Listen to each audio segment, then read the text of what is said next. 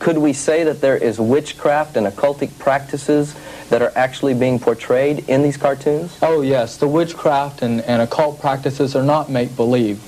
They're taken from actual witchcraft, actual pagan religions, levitation, mind control, astral projection, and other forms of witchcraft ceremonies are portrayed within the cartoons. Let's go into another Scooby-Doo cartoon and let's see some of the occultic and witchcraft influences that are very blatant in this cartoon. Let's go to Scooby-Doo.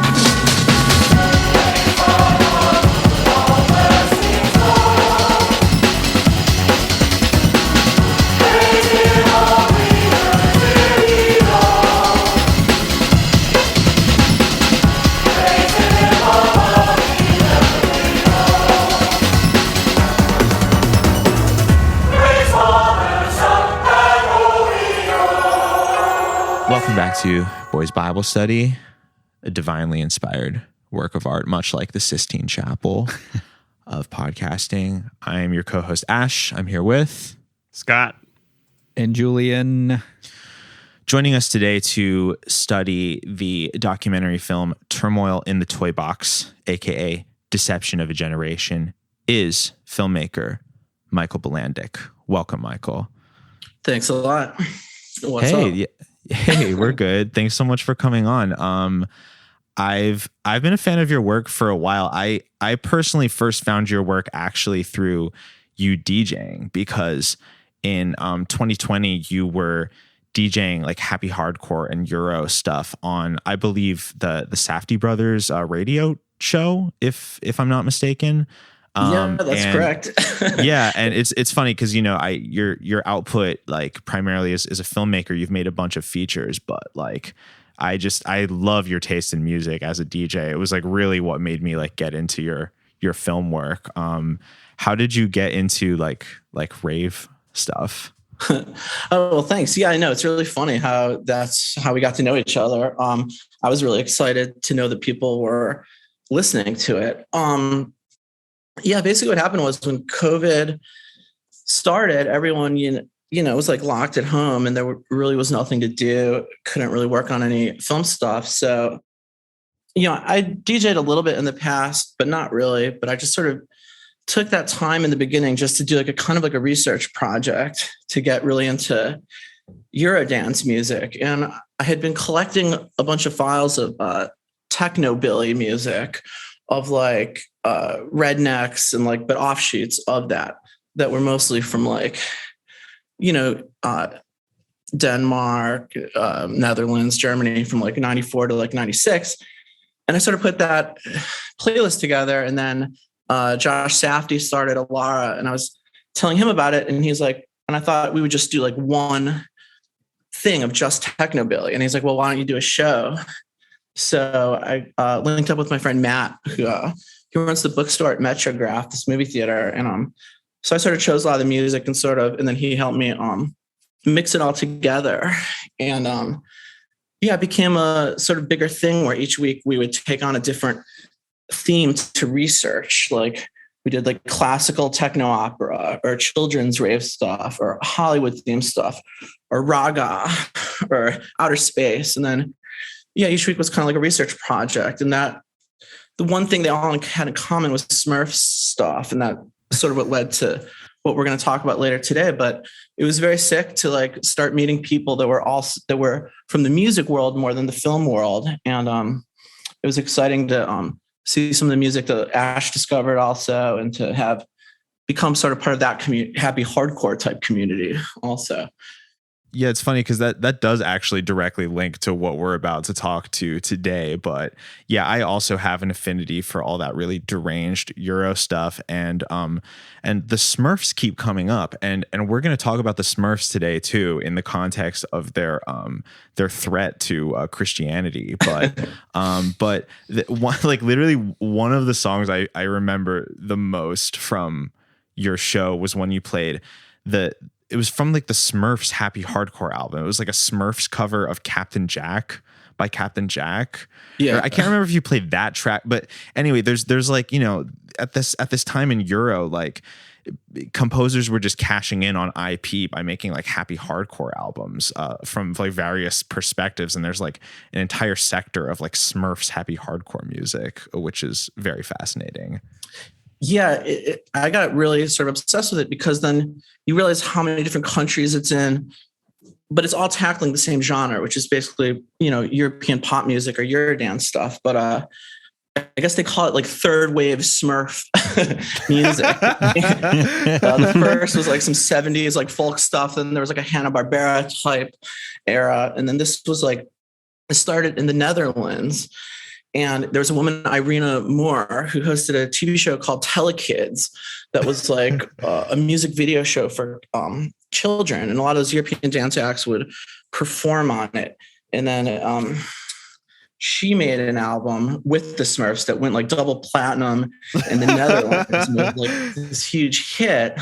And then that was sort of, that being such a giant hit led to them doing it in Germany and like all over Europe. And they would sort of do the same songs, but like, a little in a different language. And they called it Smurfed Up, was like the genre, which is like, it's not like Chipmunks is just, like the voice being high, or like Nightcore is like the whole, song being sped up. But Smurfed Up is like a high energy Eurodance cover with the Smurf, voice. I didn't know there was a whole genre. But yeah, we got into Germany. It was like Die Schlumpf, the Netherlands, like the Smurf, and Sweden was like Smurfarna. And then we found all this like crazy stuff. We found like a Hungarian Gangster's Paradise, or like a Swedish Macarena, or like, a German Here Comes the Hot Stepper, stuff like that. Julian's been really into the Chipmunks recently. Yeah, Julian's going through a Chipmunks phase. Deep dive on the Chipmunks. How's that going? I think it's over. Is there an era of Chipmunks you like the most? I found this album, by find I mean it was on Spotify, of just the Chipmunks like going around the world and essentially being racist and intolerant to other cultures, while Davey is like, Alvin, stop being racist. And that's basically the joke in every single, except for when they go to Hawaii, then he joins in on it. It's a pretty dark period for the Chipmunks. But it's funny, and it's like, so, and it's one of these things where it's like, with this music, it's really, it's like so mainstream that it's obscure, It's Yeah. like when you would find import stuff, it's usually of some genre thing, and like, it's just an interesting thing because like, and it's so global that you're always just finding new stuff. Like, I really thought I had maxed out on it, and then I found the other week this like fucking the Green Smurfs. I don't know if you guys heard about this show. What? Yeah, this was I don't know about this the was a Green deep cut. Smurfs. They're called Die Schlops, and it was a German version of Die Schlumpf. And they're going for 5 Ethereum on OpenSea right now. And they're just like look a little different. They're not quite as well drawn, and they made an album called Let's Go Techno, and the Die Schlumpf one is called Techno Ist Cool, and like they both do covers of Cotton Eye Joe. So Whoa. it's There's pretty the mysterious. Schlops and the Schlumps. Yeah. Like, whose side are you on? Like, pick a side right now. Honestly, anyone in the media right now who's not picking a side, like, your silence is deafening. Yeah. Wait, so, obviously we connected on music, but yeah, I mean, you're like, what you spend a lot of your time on is filmmaking, and you had a busy 2021. You had a part in one of our favorite movies of last year, The Scary of 61st, which I loved. And you also made Project Space 13, your newest film. Would you mind introducing our listeners who may not have heard of that film? Would you mind giving an intro about that? Yeah, Project Space 13, I shot it in the fall of 2020 when everything was kind of locked down. And it's about an artist who does like a durational performance piece where he locks himself in a cage in an art gallery, living off of bugs and soylent. And he's sort of surrounded by these Boston Dynamics style dystopian robots. And then the day the show was supposed to open was the day that the city locks down for COVID. And he's alone in the gallery. And then when like rioting starts happening outside, the gallerist hires like two kind of bonehead security guards to watch over the art and to sort of protect him.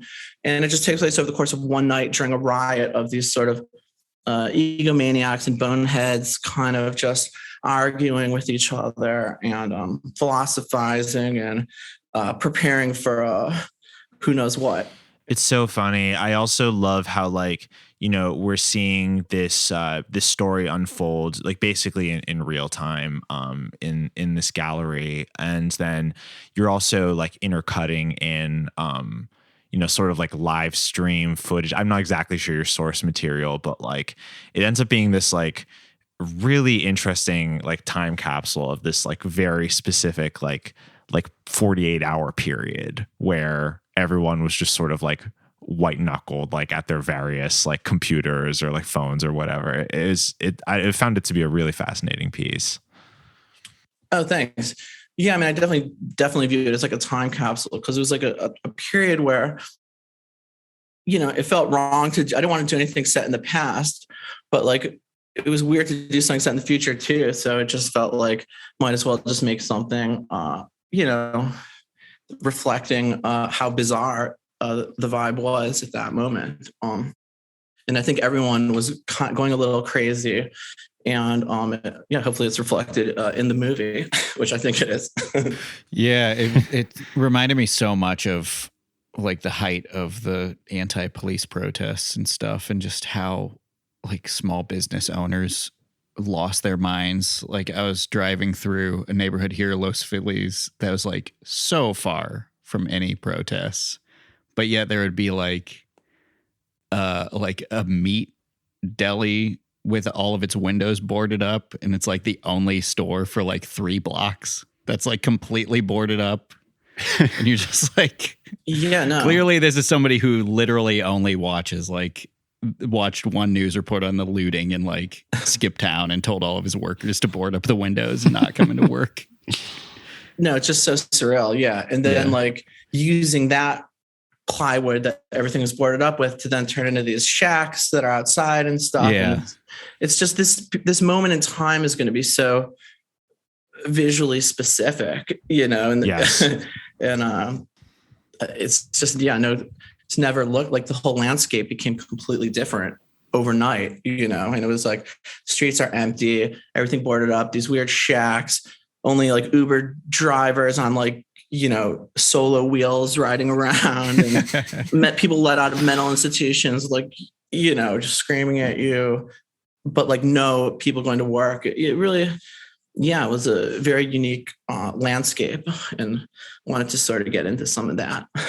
Yeah, totally. No, it was captured really well in this, like you picked this like very specific microcosm of like the art gallery and the durational performance piece, and like use that really, really well. It's a hilarious movie. And and it's so awesome to just see a movie where there's like every character has a distinct point of view that was you would hear on like the media and on social media and stuff at the time, and just see every character like encapsulating that point of view and how they interact with each other. Yeah. And all it's going just something you don't really that, see in a movie anymore. Yeah. Cool. Yeah. No, and I really liked Josh's movie a lot also. And it was funny because we got a lot of the same people, you know, Hunter, who's the actor in mine, shot hers, and Jason is in it, and Stephen Gurwitz, the actor in that, edited mine. And it is interesting how they sort of came out at the same time, and they also are about contemporary world events. So I don't know. Yeah, it was definitely while last year sucked, there was like a lot of stuff that happened movie wise, and I'm really happy with how things are going. So it's cool.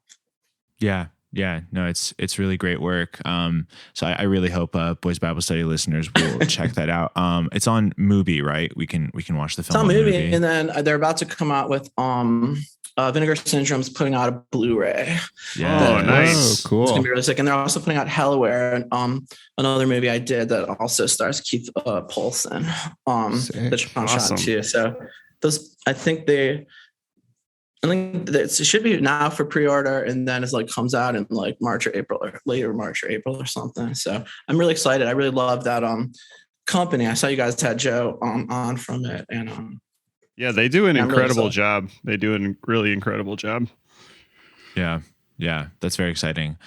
So being that you have an affinity for as we were saying earlier, this like very specific era of like cartoon music, like smurfed up literally genre of music. When we were talking about having you on the show and looking for a piece of media to focus on, you recommended Turmoil in the Toy Box, which I think is really fitting given our like Venn diagram of interests. So let's get into it. This is a really singular type of satanic panic documentary.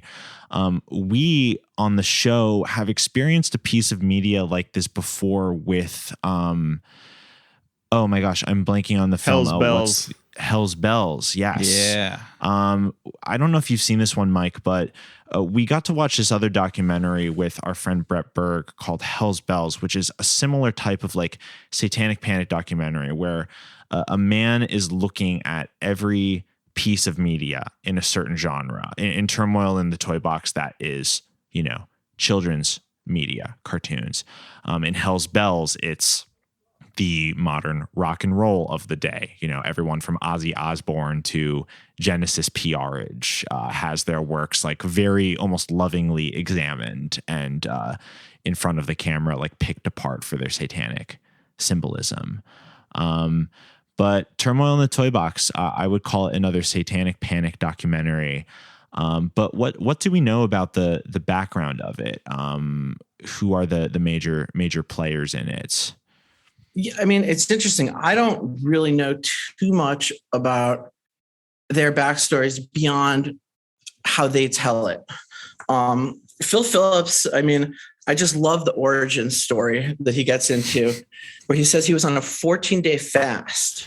Yes. So he was fasting, and I guess it was like in the book, he gets a little more into it. He says he called it a Jewish fast, and he said he was just eating fruits and vegetables, and he was acting all like out of it from eating fruits and vegetables all day. Wow. And he walks into a toy store, and he sees Skeletor holding a staff with a ram's head on it, and just completely freaks out. The Lord directed me to go on a 14-day fast. And during this fast, I did something very unusual. I walked into a toy store. And when I walked into the toy store, I was faced with a toy holding an occult symbol in its hand. And this got my curiosity up, so I purchased the toy. I guess that is what leads. So he does like a sermon where he talks about Skeletor, and he just can't shake it. So apparently he spends all of his money on buying toys and goes broke. He sells his car and just becomes a complete toy freak and just knows that this is his calling. And that sort of leads to this analysis. But I really don't know much about his background other than he tells an anecdote in the book that it sounds kind of dubious. He claims that, but it could be true. He says his dad was an evangelical minister, and they would travel in an RV around the country. And then one day at a truck stop, he fell into a vat of sewage, and he was like covered in raw sewage. And he said he had to clean himself off. And he said that was not nearly as bad as the sewage that cartoons give children. And that he'd rather be in a vat of sewage than have to watch cartoons.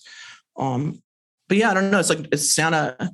I guess he's from Texas. And then he tells that story and the thing about watching Lassie as a kid and freaking out when it goes to be continued, when Lassie's stuck in a barn. And then his dad had to pretend to call the station to assure him that Lassie's okay. But yeah, I don't know. I don't know too much about him beyond how he has told it. Yeah, there's Phil Phillips, and Gary Greenwald is the host of this this series of tapes called The Eagle's Nest, which is also very interesting imagery. The two of them do this like very scripted back and forth that sort of like sets the stage for all the information that's presented in this documentary about cartoons. Scott or Julian, I wasn't able to find a ton about Gary Greenwald beyond him being like the host. I know he's California based, but did we learn anything about him much? Well, his son Glenn is in the news a lot. I know about that too. No, just that does this whole series. Like, this is one of many videos he's done. He has spotlighted marijuana, the New Age movement, Dungeons and Dragons, of course, a very common enemy of the evangelical media critics. What was that one? He did a book called like Spiritual Dullness in Children. I don't even think he wrote that, but he obviously gets some kind of sales kickback from it. It was called Breaking Spiritual Dullness and Barriers in Children. Yeah. Which I thought an interesting thing with bringing up that book is that it seems like the point of bringing up the dangers of cartoons and toys would be to explain how to get your kids out of it, but he doesn't. He just points to other stuff you can buy to maybe lead towards that. Right. Yeah, I found one bio on Gary, and it says he has 2 doctorates, but it didn't say what they were in. I was kind of intrigued by that. I guess they said he started out showing Christian movies to young people in an outreach ministry, and then left some $250,000 sign business in '78 to start Eagle's Nest. And like, yeah, I don't know. He just seems like.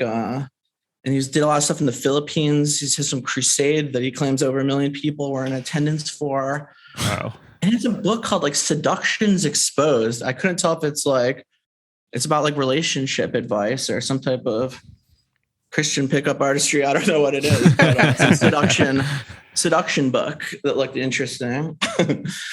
That's awesome. I love when you find a guy that knows how everything works and why it does what it does.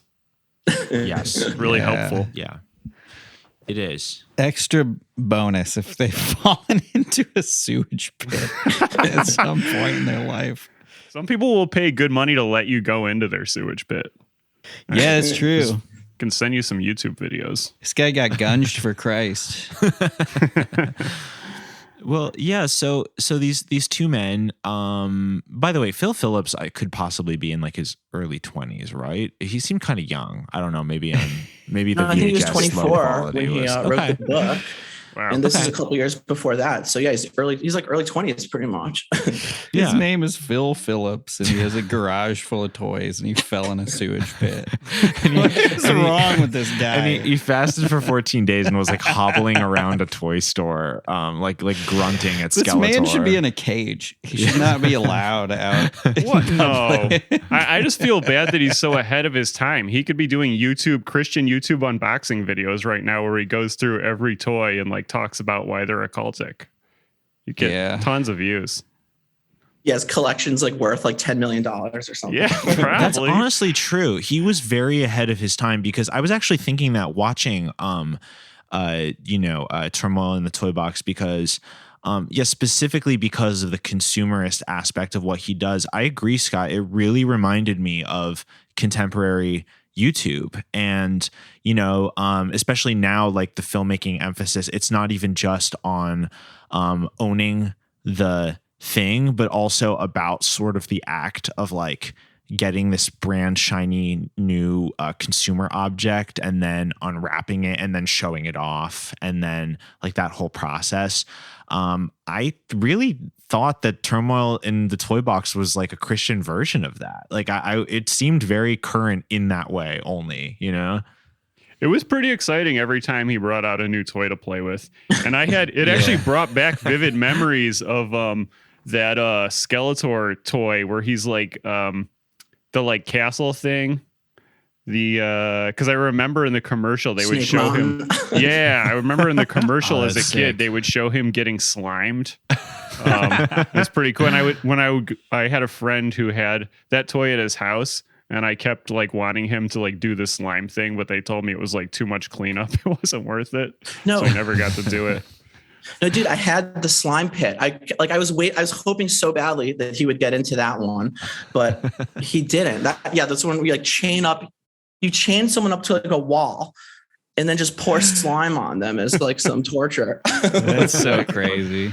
You can see why he's into that concept, though. Why he had to buy that toy after falling into the sewer pit.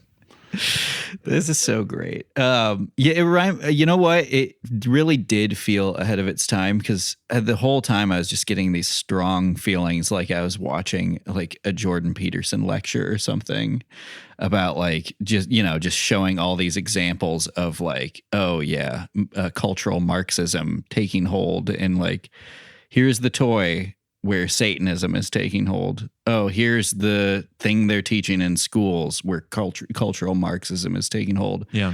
Like being taught by somebody who is like, has very little control over their personal life and is constantly finding themselves in predicaments that just the average person does not, be it falling into a sewage pit or almost dying from drinking apple cider vinegar and maintaining an all meat diet. Very, very similar things. But the punchline of that is that it actually, like, 50% of what he's saying basically is what you would study in a Marxist media studies program. Yeah. You think he's anti-commercial, like he's very critical of the commercial industry, of body images in Barbie, he's the violence of G.I. Joe stuff, and like, complaining about the unhealthy cereal industry, working with television to also sell toys. And it was kind of an anti-consumer, anti-war. He's very critical of the G.I. Joe stuff, of showing violence without repercussions. And, half of what he's saying is stuff that you would hear in like a freshman year intro to media studies. He's citing like Neil Postman, like all these, reputable cultural critics. What I'm trying to show through these commercials is that when a child watches these about 30 times during a Saturday, he is programmed by the companies to be an advocate for their product. And that's when an intelligent mother walks out and buys a box of cereal that's over 50% sugar and feeds it to her kids, knowing full well that kid's going to bounce off the walls in 20 minutes. Because the child is going to be on her case and say, "Mama, I want to eat Cookie Crisp," until she finally gets it. It was funny because I did find myself like agreeing with a lot of the basic ideas behind what he was complaining about, and it was things that like, learning about why you can't advertise for the toys that the cartoon is about, like in my media studies classes that I took in college. And like, it just like goes off the rail so quickly when it's like, oh, these are signs of Satanism. It's like, well, you kind of like missed the real world powers at play here that you could actually do something about, rather than attributing it to, the occult, the big guy unquote downstairs. Yeah. Yeah, I found myself weirdly more sympathetic than I thought I was going to be to it. It was like, because even with those criticisms, some of it was like, yeah, this is some weird shit. This is like some guy chained up to a pentagram. This is a guy with a goat's head staff. This is, like some of those things are real satanic images, but it goes off the rails at a certain point, 100% for sure. Mm. But I was really surprised by kind of how just sort of classic media studies type analysis it was, Yeah, I completely agree. And also I felt some of the same way watching the Hell's Bells documentary that we mentioned, because, when you watch a 3-hour documentary and it's just like it's like 250 different bands all have a song about how like Jesus is wrong. It's like after a while you're like, yeah, this is like really boring that all these bands did this, and like really just like mean and kind of stupid. It's like I kind of like, the sheer volume of it, like there is actually something about the fact that this particular, like, I guess late 80s, early 90s, I guess, well, this was 84, so I guess like mid 80s, there definitely was a move toward occultic, as they say in this documentary, occultic imagery in everything. He's not wrong that there was a large volume of that type of imagery. Yeah, and I feel like with so much like heavy metal and like punk stuff and horror stuff, people make music or art intended to shock. And then when it shocks people, they get mad that people are shocked. It's like, Yeah. it's the natural response to a lot, not for everything, but for a lot of stuff. There's when people are provocative, then they get angry that when they're trying to make people mad, they get mad when people are mad at them. Right. Yeah. Right. Yeah. It's just edgelord shit. Yeah. Yeah. At the end of the day. But as they say in this documentary, could we talk about Snake Mountain? Which when he said that, I could see like a Twitter thread with replies turned off that says like, could we talk about Snake Mountain? And then like a thread under that. It was built by unknown hands in the shape of a skull. I just learned about Snake Mountain yesterday, and I cannot stop thinking about it. But so in the spirit of that, let's talk about some of the specific media properties that are demonized in this documentary. Were there any ones that we loved when we were young? Were there any surprises? What were some specific ones that they tackled? The documentary was 2 episodes, right, of the shows put into one, because there was maybe 3. Yeah, because like 45 minutes in, I noticed he was like, "All right, we'll see you next time," and then just went right into the next thing without like an intro. Yeah, it was part 1 and part 2. Yeah. Got it. I loved like a lot of the old Hanna-Barbera stuff. Like they didn't really do that deep of a dive, but they had some Scooby-Doo with Vincent Price in it, which was cool. Yeah. And I guess the part that really stuck with me, I love the part in He-Man where he says, "I have the power." Yeah. It's awesome. I just He-Man love is seeing definitely that. his like number one target. Yeah. Like He-Man is like his main focus, and he tells all the stories about kids like running around saying that God doesn't have the power, He-Man has the power. Yeah. He's more Oh powerful man, than that was so Jesus. funny. He like called back to it like 30 minutes later, and he was like, "Yeah, you got kids running around saying He-Man's more powerful than God." That got me so good. He-Man is being lifted up as a god, and many children are receiving him as such. In fact, I was talking to one lady, and I've heard a number of experiences like this, but she said, my little boy was in the back seat of the car, and a radio preacher came on and said, "Our Lord God, the master of the universe." And her boy jumped from the back seat of the car and said, "Mommy, God isn't master of the universe, He-Man is." What? A little boy said that He-Man is the master of the universe? Oh, even more so. I've got another one. My dad was talking about my presentation in a church, and a little boy was seen afterwards. I mean, I didn't even do the presentation. And afterwards, he was seen in the parking lot. Now, this is a kid growing up in a Christian home, going to church, Sunday school, the whole shot. Right. Out in the parking lot with He-Man in his hand, running around in circles saying, He-Man has more power than Jesus. Yeah. Yeah, He-Man. I mean, hey, Skeletor, as you pointed out, Mike, was sort of like the being that really kicked off this whole thing. Like he was the shining image at the end of Phil Phillips's 14-day fast that caused his spiral into this like entire subject. But yeah, He-Man definitely is like a threatening force. He keeps bringing up these different motifs that he sees in these cartoons, and He-Man covers a lot of them. Astral projection, spell books, Levitation, necromancy, Eastern religious influence. Is that what he called it? Was that what he said? Necromancy? Oh, I think I pronounced that wrong. No, I think he did. Right? I think he did pronounce it wrong in the thing too, because I was like, wait, what is that? I've never heard of that. But now that you say it, now I'm like, oh, because they mispronounced a lot of things in this documentary. Yeah, we're figuring out like Skeletor in the like lotus position, levitating with the orb in front of the pyramid. It's so sick. Freaking out. This is a good one. Yeah, that was I so like sick. that he said Yoda's always seen with snakes, which was a sign why he's evil.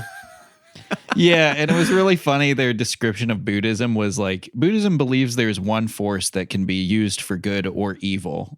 It's like, I don't think that that's like a tenet of Buddhism is like using magical powers for evil. Yeah.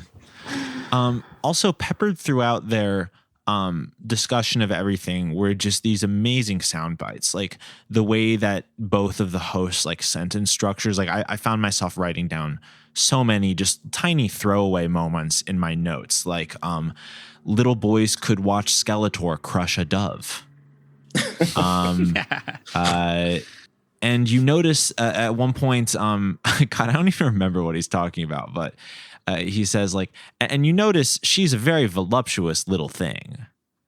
You know, just like he just, they always find a way in the way that they're presenting, which is unintentionally masterful, or maybe intentionally, I don't know, to just like using their own characters, they just make everything sound like as perverse as it possibly could be. They really felt just like large adult children. The way they were like brought out Barbie and they were like, she has the perfect body and the perfect life. Yeah. The perfect body and the perfect life. Like talking about toys like they're actual creatures with power was so funny. And then he keeps talking about Golden Girls. I'm like, what the fuck? Yeah, Like, the Golden I was like, Girls. what are you talking about? And I guess there's some cartoon, and it's like just come out. He's like, there's a new thing called Golden Girls, but it's not like the Golden Girls. It's like some like a She-Ra type. Well, when you talk about Wonder Woman, here's one of the toys we bought of Golden Girl. Yeah. And all of these comics and cartoons are spawning toys that the children can identify with. Yes, Golden Girls, a new series aimed at girls. It's aimed at girls specifically. Yes, very much interesting. So funny. Do you remember the part? I know I'm just recounting my favorite memories of this, but there was a part where he was going from like, he was talking about Star Wars and he said like, here you have Squid Face, who is evil looking, I guess. And then you have Darth Vader, who looks just like the Norse god Thor. Or what did he say? Odin, like Odin? I think, Yeah, Odin. And then they go to Yoda and they're talking about Yoda for a little bit. And then was it Greg Greenwald is like, is it possible to go back to that picture of Odin, or do we not have that ability? And Phil Phillips is just like, yeah, this thing doesn't go back. And they just have to keep talking about Yoda. And he has 3 fingers and 3 toes, I guess, Yoda. I wish we could go back one slide and look at that Norse god, but we can't go backward on these? Okay. We're looking at Yoda right now, and Yoda was called the Zen Master. Of course, this was based on Zen Buddhism. Zen Buddhism says there's one force in the world, and it can be either used for good or evil. And Yoda's called the Zen Master. He's always seen with serpents around him or serpents around his neck. Look at the serpents around his neck there. He is a 3-fingered, 3-toed beast. So he has the 2 fingers and the thumb, which from my information means Satan is Lord. All that coupled with like 2 grown men just showing off their toy collections. One of them had fallen into a pit of sewage and nearly starved himself to death. There's an amazing part. I wish they'd said it in the doc. Man. When I was skimming the book, there's a great part where he speculates on what toys Jesus played with when he was a kid. Wow. So he Probably dreidels. Yeah. Would be my guess. So he decided that he's like, so Jesus was poor, so he didn't have a lot of like awesome toys. Okay. He didn't have the glow in the dark demons and But he Snake realized that he Mountain was with the near the voice Sea of changing. Galilee and did a sermon from a boat later in life. So he inferred that he's very into water. So he figured that Jesus's favorite way to play as a child would be splashing in the water, probably. Because it's the most harmless toy and it doesn't cost anything. And then later This is like a guy on Reddit trying to like solve a crime that's happening in the news. Yeah. And then he gets into like gremlins later, and he's saying how, water kills gremlins. So that was like another sort of backed up his arguments. Interesting. Interesting. Well, this is also very ahead of its time. Like I couldn't help but think, I mentioned a little bit about like toy YouTuber videos, but also I feel like media criticism right now specifically is like more pagan than it's ever been. I mean, the oft parodied like liberals who use like Harry Potter analogies to talk about, Trump or anyone like that, or, the people doing putting like political cartoon style labels on like gifs of the Avengers to sort of like talk about, wars or like various political races and stuff. Like, I do think we're in sort of a new era of like adults finding these characters very like totemic. Maybe that's always been the case, but I couldn't help but be reminded of our current era. Oh, big time. And we're so infantilized now, that the idea of seeing an adult play with toys in 1986 is a shocking image. Now that's just, dominant culture. It was kids played video games in the 80s. Now the average video game purchaser is someone in their 30s. It's these us, our generation, people who grew up playing with these toys, never moved on from it. Which you could argue is Phil Phillips' thesis. That like, we were hypnotized by these toys. Yeah. We're not able to shake them. It's true. I mean, it really is true. But through all of these properties that we get to, they really save the fireworks for the end when they finally get into the Smurfs. What is it about the Smurfs? What makes the Smurfs, according to Gary Greenwald and Phil Phillips, what makes the Smurfs agents of the devil? They have blue skin and black lips, which what happens when you die? Your skin turns blue and your lips turn black. They are the undead. But there are some things about Smurfs that we need to look at. First of all, you'll notice that they're depicted as blue with black lips. Well, isn't that interesting? And you know what happens to you when you die? You turn blue and your lips turn black. In other words, these are depictive of dead creatures. Well, it's kind of crazy. I was reading about the Astro World tragedy recently. Yeah. And they said that the code word for the dead bodies was Smurfs.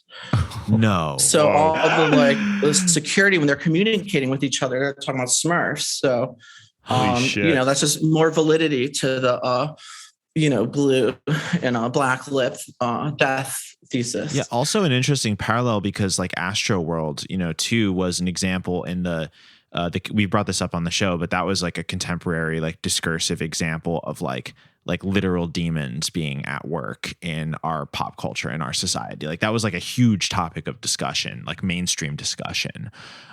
So that's interesting that the Smurfs were invoked in that as well. I didn't know that. There's something about the Smurfs really inspires the imagination when it comes to like talk of the demonic.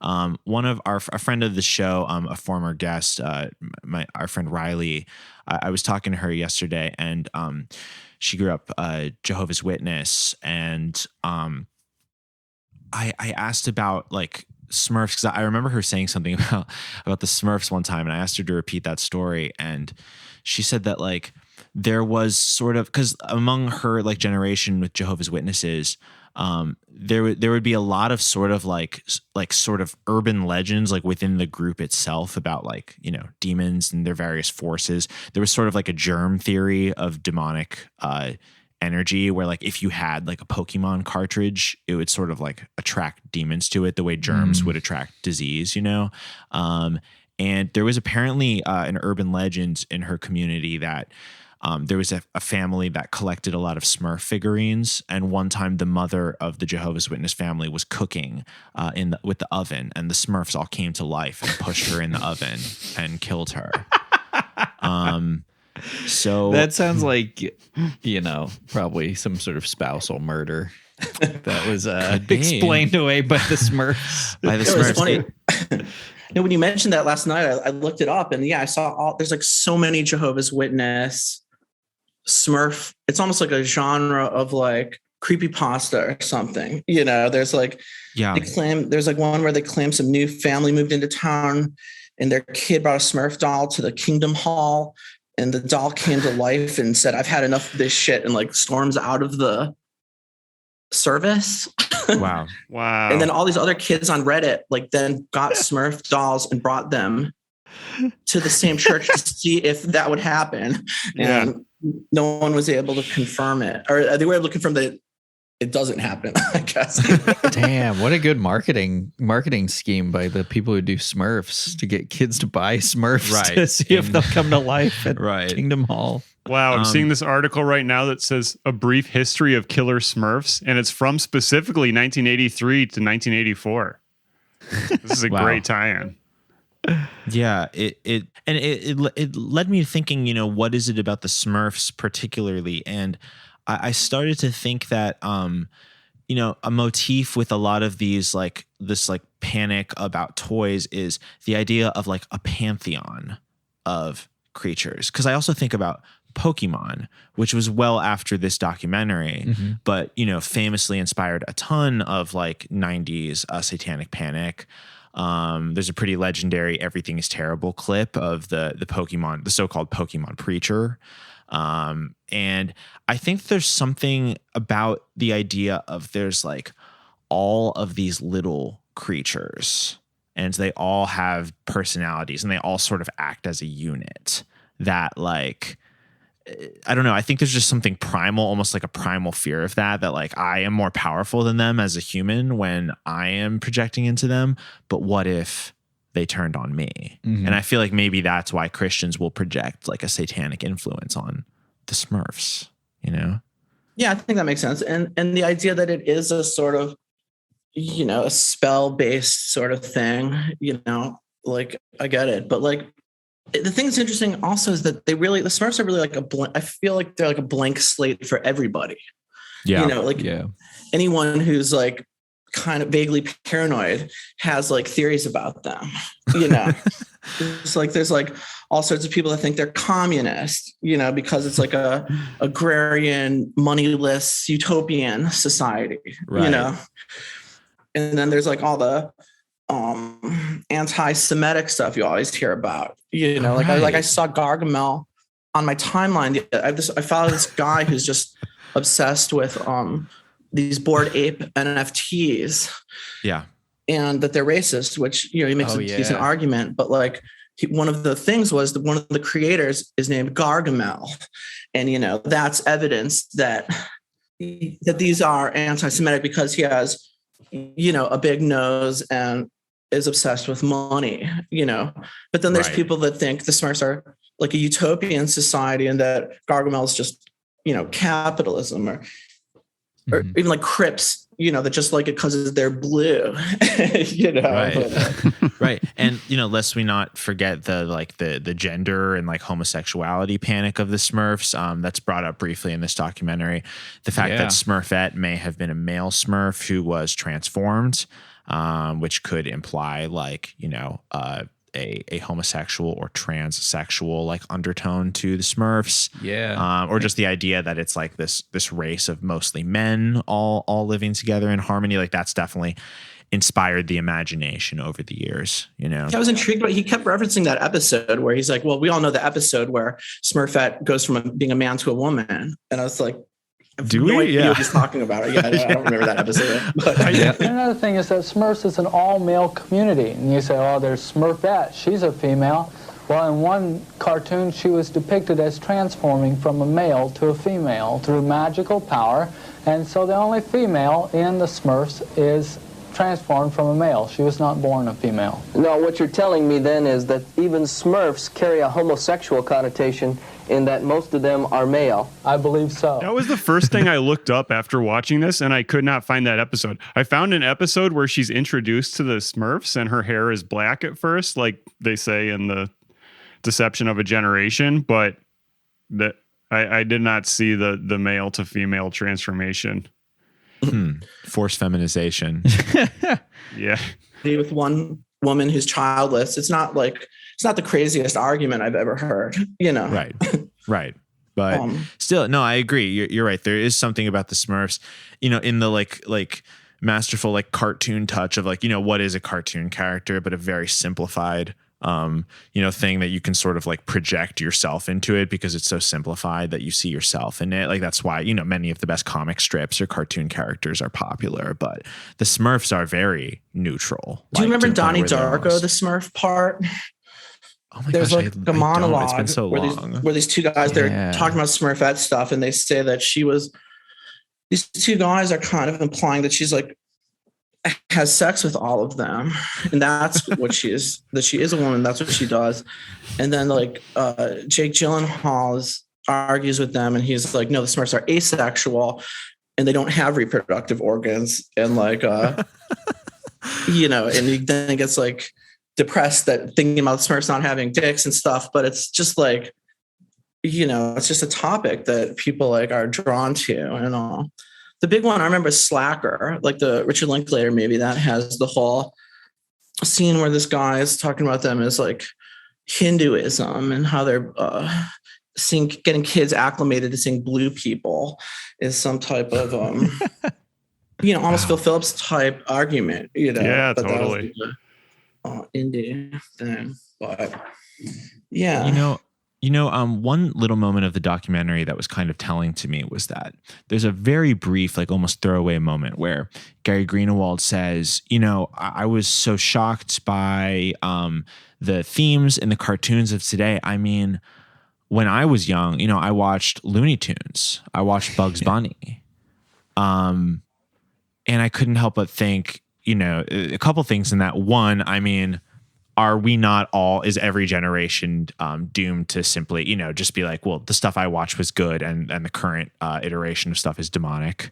Also, two, lest we forget, Bugs Bunny was a gay guy who killed people. Confirmed. Bugs Bunny is a gay guy. Like, I think this is like very undeniable. It's just like a strong hunch, I feel.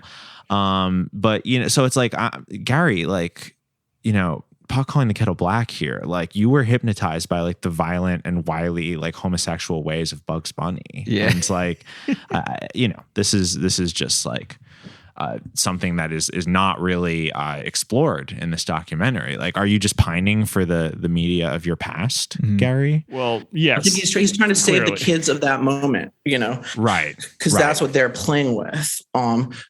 But yeah, I totally agree that you can make those arguments against the entire history of cartoons.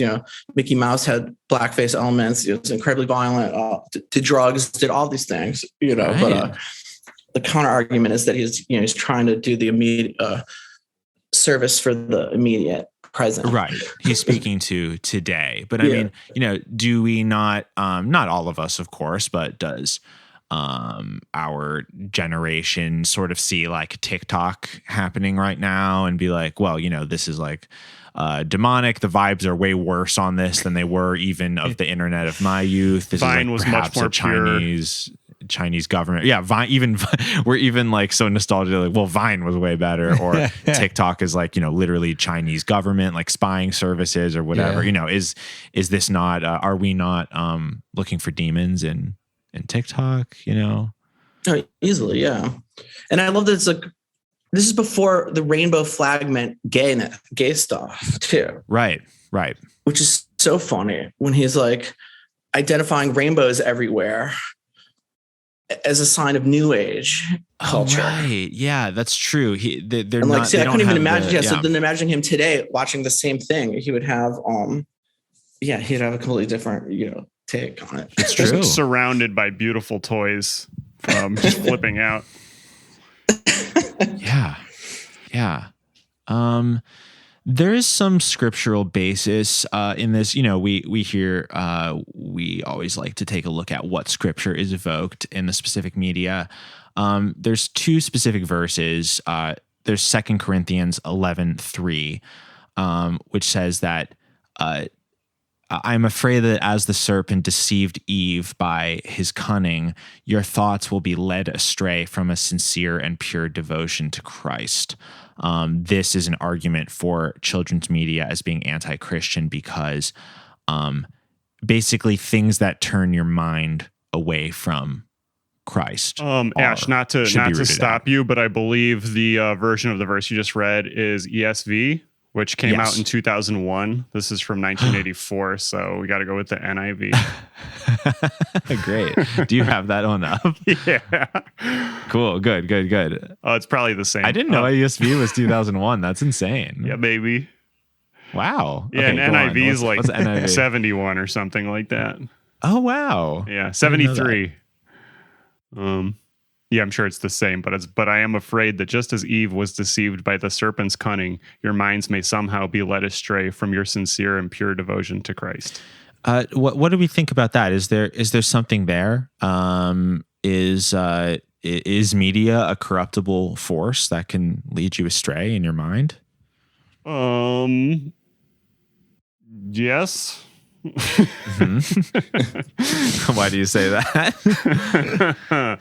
Because my mind is completely corrupted by all media I've consumed, Right. biblical or otherwise. Right. Yeah. I mean, it does really shape, my identity. I think a lot of our identities. I mean, even the average person's identity, I mean, if you look at the average person's like Twitter bio or like dating profile or whatever, it's often just a list of their favorite media properties, Including this video. Right. Like they're not just reading us the Bible.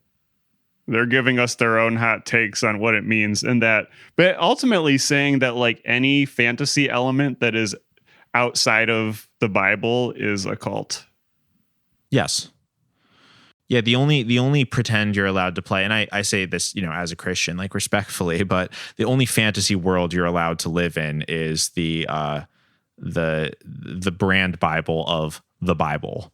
And like you're allowed to think about those characters and those like fantastic situations. But yeah. Yeah, it's one of my biggest critiques, but the thing is he doesn't provide a lot of examples of what kids should be doing, Right.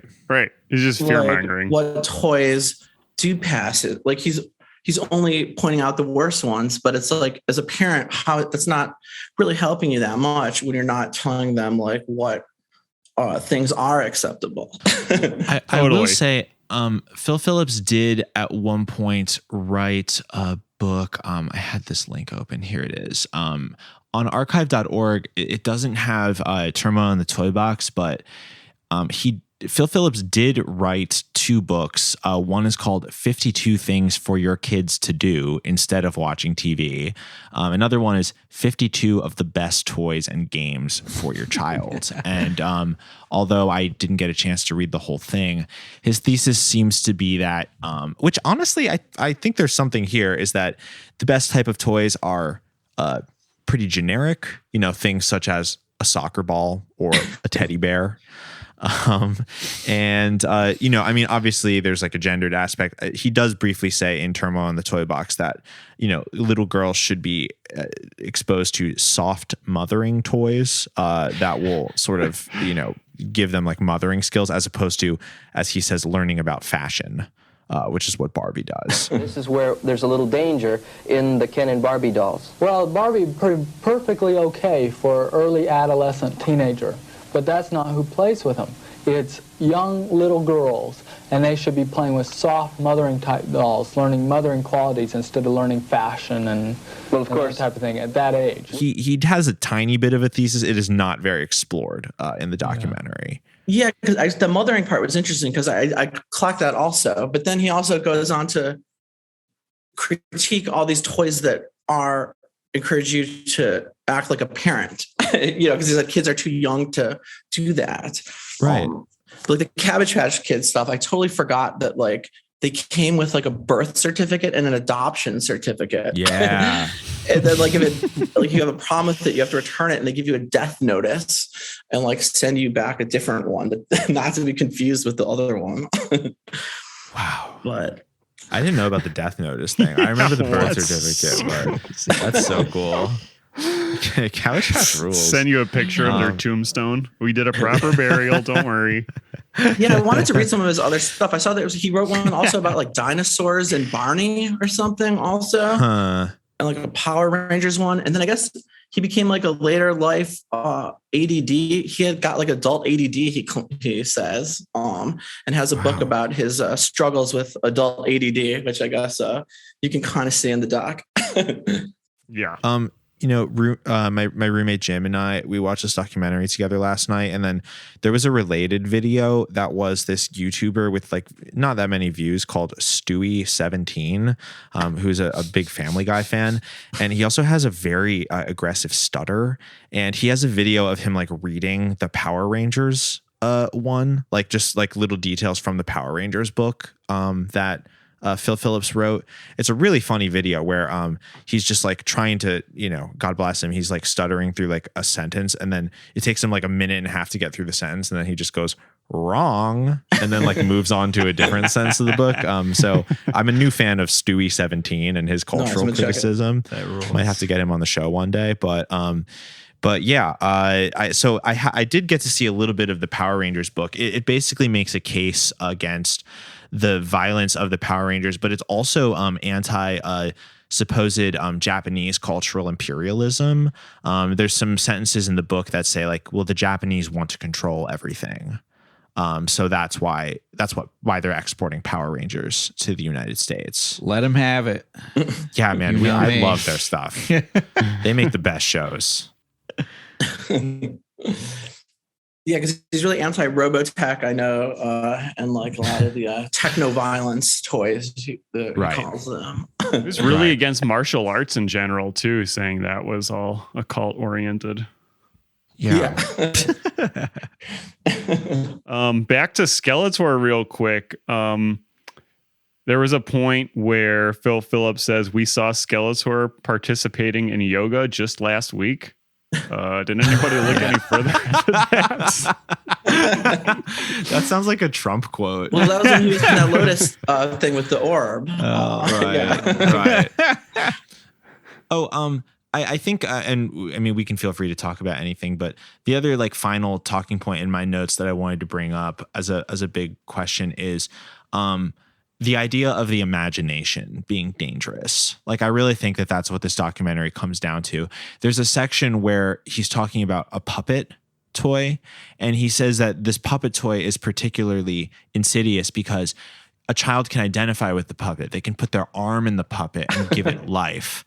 And, you know, there's something to that. I mean, like, you know, fucking like shadow puppets and stuff like that was like an early art form. Like there is something very primal in the idea of just with my daughter now. There's a hand puppet that I have that she really loves, and she can like watch me pick it up off the shelf, like walk over to it, and then I put it on my hand, and then she just like shrieks with delight all of a sudden, like it just came to life. Yeah. Right. And she's 2, but I mean, like that's like, I don't know. There's obviously something there. Yeah, I don't know if it's quite. I mean, he says kids project themselves into the toy. I don't know if that's happening, but. Right. But still, there is a sort of like accurate identification about the fact that like there's a powerful connection that happens in the imagination when like a child or anyone really like puts themselves into a toy or a piece of media. But you know, basically this documentary, as far as I can tell, demonizes that entire connection as demonic and literally says that a curse will be brought upon your household if you expose your kids to that. Yeah, I really like that part because it puts the toy. It's the one time when you see him actually playing with the toy. He puts it like on his hand. It's like he's like, wow. Where a child can identify with this and actually take this out of the box and put it on his hand, no less. So let me see if I can put my hand in here. Oh, no. Unbelievable.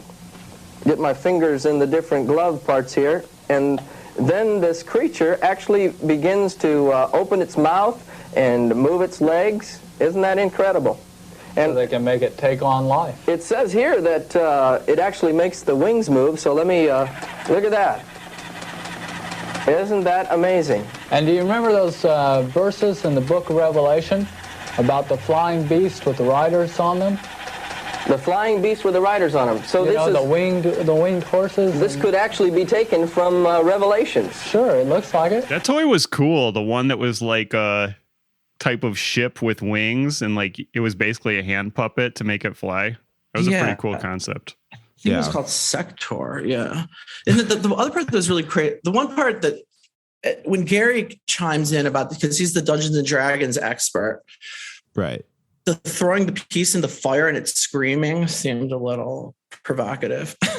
Yeah. I have letter after letter where people took the pieces. Now, there's 6s involved in the pieces of the game, but they take the pieces of the game, they would throw them in the incinerator or the fireplace, and screams would come out because there seemed to be some kind of spiritual forces inhabiting those pieces, and children would drop out of life. They didn't want to study anymore. Yeah. Well, and that's another example. I mean, why is Dungeons and Dragons so insidious? Because they threw the book in and they saw like spirits fly out of it. Oh, right. Yeah. But Dungeons and Dragons is so insidious because a teen maybe in this case is projecting himself into it. He's he's now into this world. Like his imagination has put himself into the world. That powerful connection means that he can't extract himself from it. So like therefore it's witchcraft. Absolutely. You know? And it ties into, it's very contemporary, the Dungeons and Dragons thing, because the way he talks about it is like the way you talk about like gaming or internet addiction, where he's talking about kids like not going to class, forgetting not doing their responsibilities because they're in this alternate world, you know, that they're projected in. That is like a full-time way of checking out.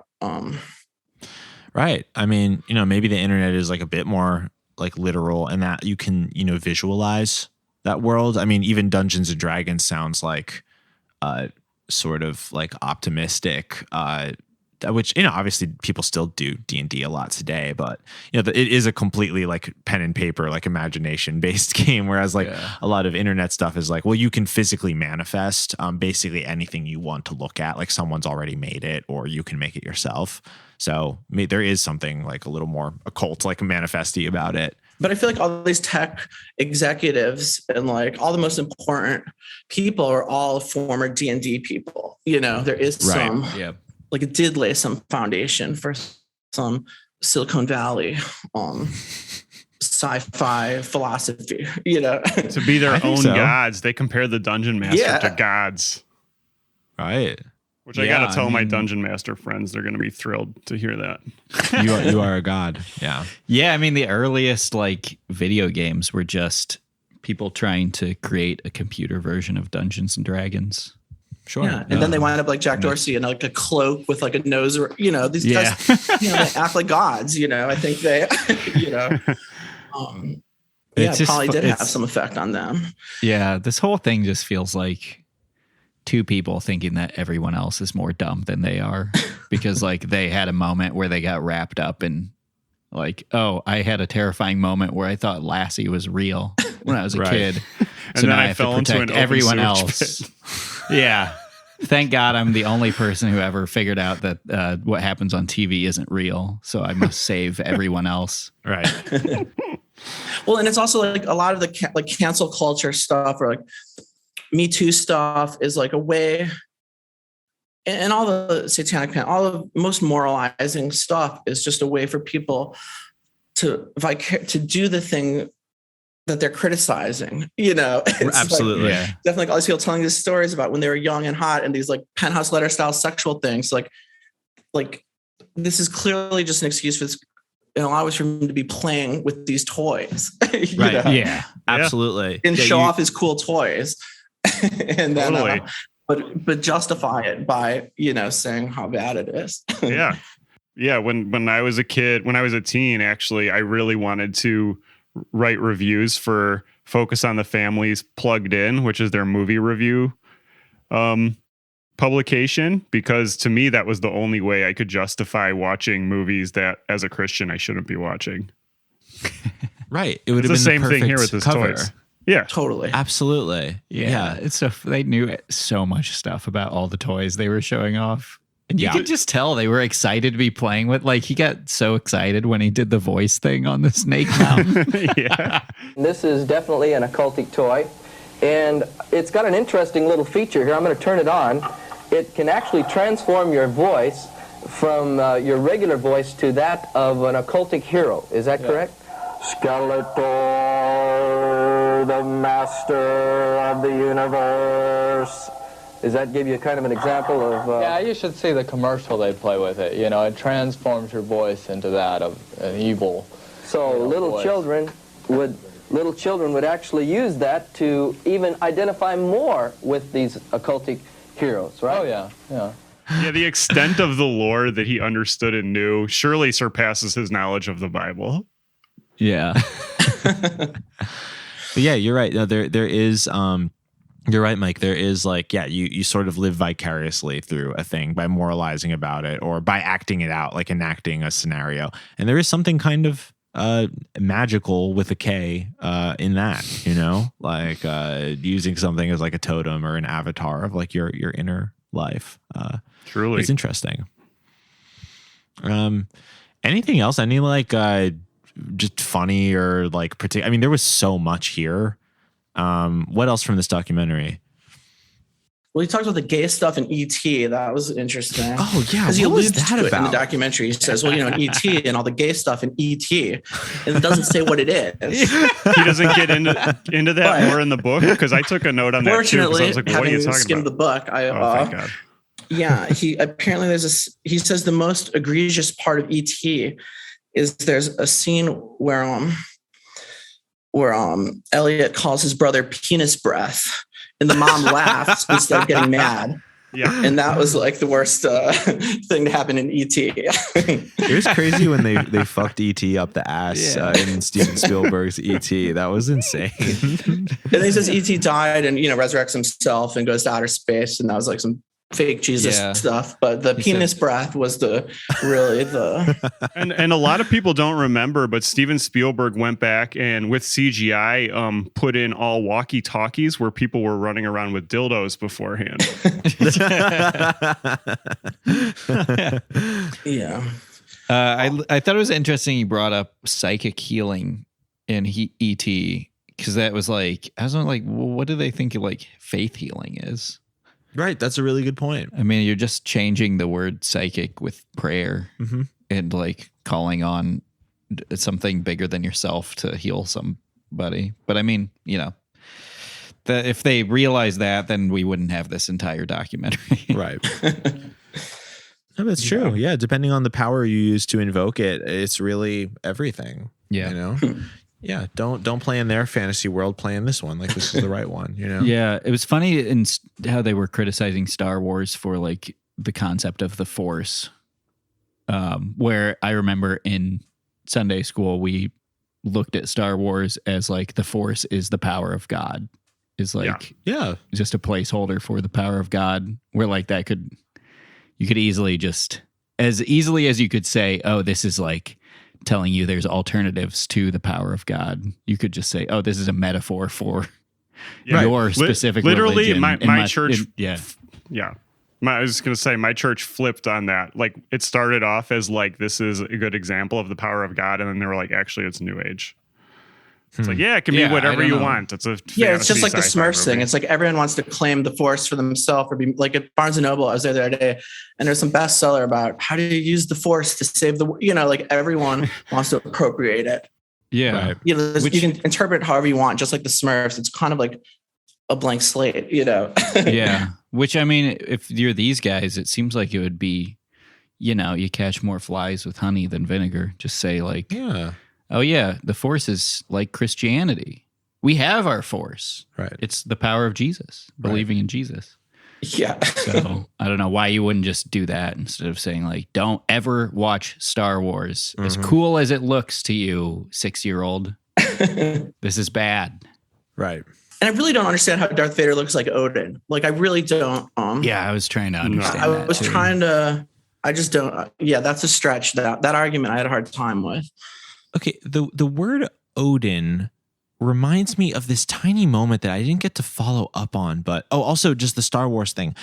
At one point, he says that Obi-Wan Kenobi is a reference to quote unquote Obi witchcraft, in which you chant Obi, Obi, Obi. Characters like Darth Vader who look almost exactly like the ancient Norse god Odin, and Obi-Wan Kenobi, and there's a form of witchcraft called Obi witchcraft, in which chanting Obi, Obi, Obi over and over again releases the power into the witch's lives. You're saying that these were actually taken, this was taken from a Norse god who looked very much like him? Yes, it looks a lot like Darth Vader. Does anyone know more about this? No.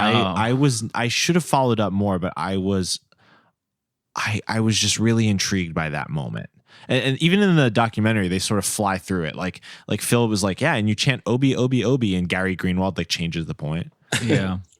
Yeah, that seems worth more research. This is truly felt of this moment right now where you can just cherry pick. Yeah. Little thing. I mean, I guess this is just how it always has been, but just cherry picking things to support your argument that something is evil. Yeah. Completely. Oh, one other thing I forgot that I think is worth mentioning is I don't remember, is kind of a tangent, but like you remember at the very beginning, in March of 2020, at the very beginning of COVID, the French Smurf party Oh wow, It was like yeah. 3,500 people in France dressed like Smurfs. Fuck is wrong? And it was that was why kind are of Smurfs so pervasive in society? and that was the first sort of like condemnation of an event. They said, guys, we have to all work together. We all have to stop the spread, do the stuff, and look at these Smurfs in France, these idiots in France, These like Smurfs. having a great time partying down. And they had all those images of them that, people having a great time. And that was sort of the first big party that was scorned. And The Smurfs. I'm curious if there are any casualties or follow up or see what happened with that. The Smurfs were the Oni. They broke through the propaganda and the censorship. They were like, it's incredible. Like, well, the power of the Smurfs like transcends all government regulation. I mean, it's just like it's amazing. Well, it just proves that they're undead, I think. Yeah. Oh shit. Will Minions be the new Smurfs going forward? Minions are a very interesting IP. I remember when the Minion memes like became on the like Minions who are famously don't speak other than like these sort of sounds in the movie. All of a sudden it would be a picture of a minion that would be like, if you can't handle me at my worst, you don't deserve me at my best. And it was like I do think there's something to the Minions being the new Smurfs. There's a swarm of them. They're a different color. Yeah. They're vaguely humanoid, but not really. And you can just sort of impress whatever ideology you want to on them. We just need these blank slates. Totally. Oh, I just did a Google search on Obi and witchcraft. The best I can the best I can find out is that it's like a form of like West African witchcraft, sort of like a voodoo adjacent, like, African or islands nation. But I think that's kind of a stretch. I can't find anything about people chanting the word Obi, Obi, Obi. So that's just a follow up. That sounds like some fucking like Mondo documentary shit. Totally. Yeah. Well, what do you think? Should we give this documentary a rating? I really enjoyed this documentary. It was extremely informative as a parent. I had no idea that literally anything that was a creative concept developed outside of the Bible was part of the occult. So that feels like a big oversight on my part. I'm going to have to give this 14 out of 14 days fasting, but not like a real fast. We're still eating fruits and vegetables. Wow. That's a chilling testimony from a parent potentially affected by this media. I appreciate that perspective. Powerful doc. Yeah, this is the kind of thing that just like, I don't know. It goes back to like how you're saying media influences people to do. What did you say earlier? What? Something about media. About media. It just feels like that's all there is anymore sometimes. Everything everyone does is just in relation to media, or they base their entire personality off of reacting to some piece of media that they either like or don't like. And this is just the kind of thing that reminds me I need to go live in the woods for a little bit, be it a night or 2 nights before I return back to being nothing but a sponge to soak up media. Mm-hmm. I'll give it 3 out of 3 Yoda fingers and toes. Compelling documentary. Very interesting to see to meet Gary Greenwald and Phil Phillips, a prolific author whose work I will surely be studying. And eye-opening facts about some media properties that were very beloved, and I never really realized their insidiousness. I'm going to have to give this film 5 out of 5 scrappy doos, because I think this like really sort of showed how the decline in quality of the Scooby-Doo franchise once they got to that next era, I mean, there's still things lovable about it, but come on, Flim Flam, Scrappy Doo, no Velma? Like, that's really the media crisis that we should be looking at. Nice. Yeah. I really liked it a lot. It was like super dense, had a lot of ideas going on, more than enough to meditate on for a long time.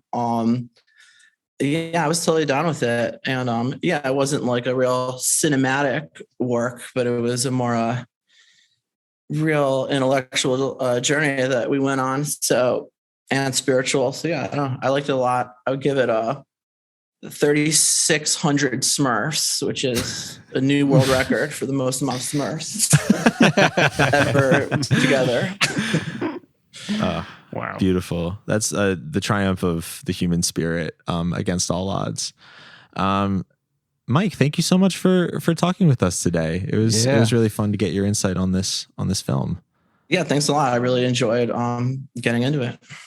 Yeah, before we sign off here, can you please tell anyone listening where they might find you, and also could you remind us of your films and what you have coming up in that department? Yeah. I don't know. I'm on Twitter, Rare Art, Instagram, all that stuff. And Hellaware and Project Space 13 coming out on Vinegar Syndrome. Right now, 3 of the movies are on Mubi. If any of you have that, Job's World, Hellaware, and Project Space 13. And yeah, hopefully some more stuff in the near future. For sure. Yeah. Really looking forward to that Blu-ray release. Oh, and the radio show was Rare Art on Alara Radio, if you're interested.